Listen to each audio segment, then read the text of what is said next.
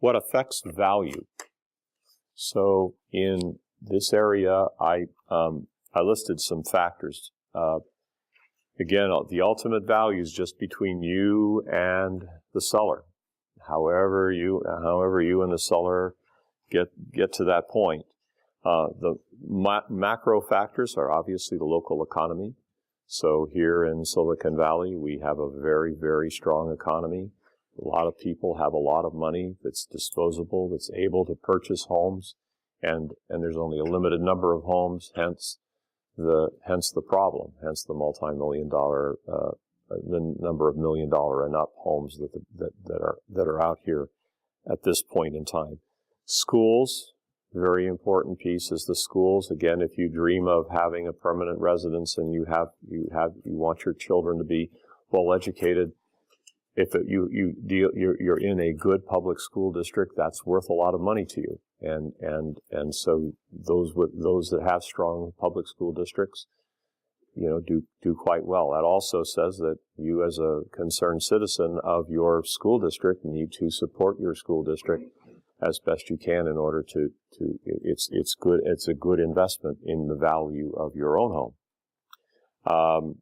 Location, so you've heard the story, right? Location, right? You want to be as close as you can to things that are important to you. So maybe it's close to the freeway because you've got to get to work that way, or maybe it's close to the train, or it's close to a very, very nice park that your children will be able to play in, or whatever. So there are location factors like this. There's safety of the area, as well as the police and fire protection, how they rate in your particular area. These days, with the internet and all the big data and everything else, you should be able to go to the city of your choice. Like if you wanted a home in San Mateo, you could go to the city of San Mateo Police Department website, and you could find where all the crimes have occurred over the last several months. So you can see where areas of heavy crime, areas where there's virtually none. So, that'll give you a little bit of a feel, perhaps, for the safety of your area. What amenities what amenities are offered in the area? Is it close to things like a great university, for example, or the things that you like, the arts, other things? Is it close to the snow? Is it the things anything that you consider, those may sway value. Is this a buyer market or a seller market? So in a seller market, it's always a seller market here. The seller has the upper hand. There are more buyers in the market than there are places for them to go. And then so when a seller is in that situation, they can take advantage of it and raise their prices accordingly. Availability of financing. So at sometimes you'll hear about it, but it'll be very, very frustrating when you're out there trying to get a loan. There are times when money is just simply tight. So the interest rates will be higher, but not only will they be higher, the standards for borrowing will be higher, and it'll be more difficult for you to obtain a loan. That has an effect on the market. Climate, you like the sun. It's not a good day for that, but you like, 300 days of sunshine a year, or you want the snow, whatever you want, that factors into this. Micro factors. So these relate to perhaps the individual home that you're thinking about buying, the condition of the home. How does it present?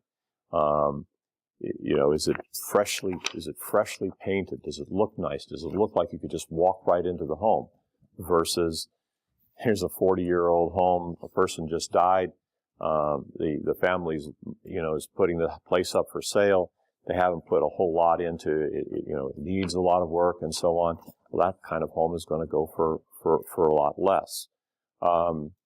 Age of the home. Curb appeal. So how does it look when you just drive up? I saw a home. I got suckered into buying a home because it was so beautiful from the curb. Just looked like just an absolutely gorgeous home. Problem with the home was, though, that it had fog or cold about 300 days out of the year. My wife certainly didn't like that, and we had to get out of there as quickly as we could. Well, what else? So then the features of the home, right? So kitchens. Is the kitchen's the most important room for a lot of folk? You know, is it modernized? Is it what you want? Is it what you want as part of family? Bedrooms and bathrooms. You know, again, are they modernized? Are they, again, is it what you want? Does it present nicely for your guests? Is it functional for you and for your family, for your children? Can you imagine your children who are now 3 or 4? Can you imagine them studying in those rooms? You know, by the time they get to high school, where would they be? Where would they be in the house doing that studying, for example? Think out into the future, because this is your home. This may be your home for a very long period of time. And then, who is selling this home? This gets at, again, the business of the buyer-seller relationship. If as a buyer, you would love to be able to find somebody who's selling this home out of a divorce or out of an estate sale. So, you know, divorce, the mentality of that seller is going to be, I want to put everything behind me now. I need to just I want to get on with my life, leave this behind. And if I have to share half and half, you know, a $50,000 difference in price is really only $25,000 to me, right? Similarly with heirs real estate, if you say, let's say there are 5 kids that now in combination own a very, very nice home, that $50,000 difference, if you could get a $50,000 discount, is only $10,000, you know, to each of them. They've never lived there. Also with estates, the other thing on an estate sale is it's a hassle. It's a hassle for both the buyer and the seller in this situation. So if in a typical estate sale, you don't get to know everything about the home, right? Because the heirs may not know that there's a plumbing problem in the home. And because they're heirs, they don't have to disclose that to you. So that needs to factor in. That's kind of an extra risk you take when you're buying an estate out of an estate sale. So with that risk, you should be given some reward for, you know, a slight discount for stepping into that situation. Let's see. What else was I going to say? Okay, so the hassle is then you make an offer to the executor of the estate. I'm going to pay you $1 million for this home.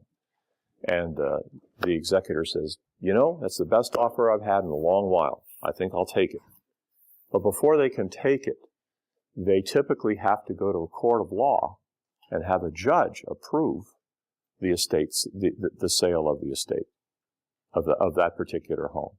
And that gets into, so, you know, there's a delay for that because it's got to get on the court calendar and all of these other things. So often an estate sale, as I said, is a hassle. It takes a long time to go through.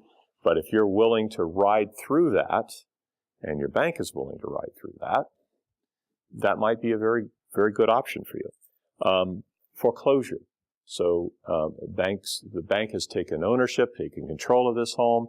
Typically in a foreclosure situation, you're not going to find, the home is possibly damaged because the previous owner didn't take good care of it. They couldn't afford to take good care of it. They couldn't afford to pay for the mortgage. And so there's a possibility there for you. The bank owns that stuff, and they're saying, gosh, I want to get rid of that. I want to get that off my books. I don't look good having a bunch of distressed property on my books. I want to sell it. I want to move it. So in that case, they're incentivized to sell to you in that particular situation. Last one of these is a business transfer. So you just got the word, the company wants me in Chicago in 2 weeks. So I got to pull up my roots and move to Chicago. Okay, so I have to leave this place behind. Well, it's no fun to have, a place 2,000 miles away. I could, if I'm the employee there, I could rent it for a little while, perhaps. But ultimately, I want to get rid of that home. I want to take the capital from that home and invest it in a home where I'm going to live now. So if you can find these kinds of situations, these are excellent situations to capitalize for the possibility of getting a slightly better deal on your home.